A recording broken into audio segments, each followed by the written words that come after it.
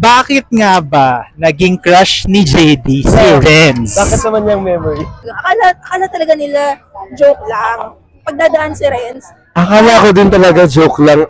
Not until nung pumasok na punta na siya ng block namin. oo. Nilibin niya talaga ate. You knew, nung first year. Oo, nilibin niya nung... May Na sinasabi nga nila na para, uy, cash ka daw na ganito, Kasi ganyan. nga, para akong si Ate Debs. Na pag crush ko, papaalam ko. But anyway, ang lakas naman ng loob ko is kasi nga bakla naman siya. So wala naman, kahit naman anong gawin ko, magubad ako dito, wala na talaga eh. Diba? Try nga natin.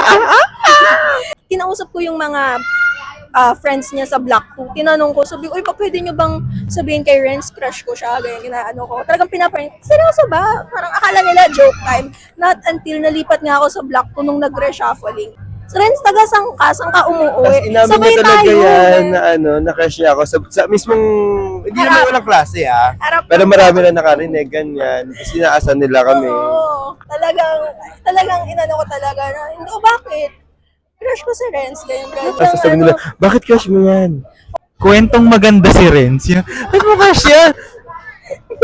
Tapos, ano pa, every after classes, kasi meron siyang group of friend nga, di ba ako wala. So, ginagawa ko, di pa tapos yung plate ko, alam ko na ay 15 minutes na lang uwian na, pupunta ako kagad sa Renz. Renz, may kasabay kang umuwi. Oh, sabay Sabay tayo tayo. umuwi, ahintayin mo ko. I remember that. Ganun ako sa kanya. Ganyan talaga siya. Siya yung mag-a-approach talaga sa akin. Isa din tayo. Disgusting ang Renz na naman. Tapos meron pa Sabi isang, kami sa isa rin sasakyan namin.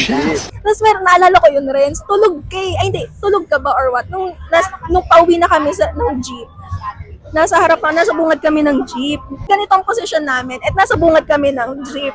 Si Renz, nakaganyan, nakakapit, nakaganyan. Nasa ako nakaganyan kay Renz.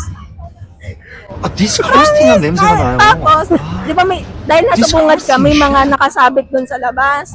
Sabi talaga narinig ko yung pumasok. Ay, di mag-best friend lang yan. Hindi bagay yun.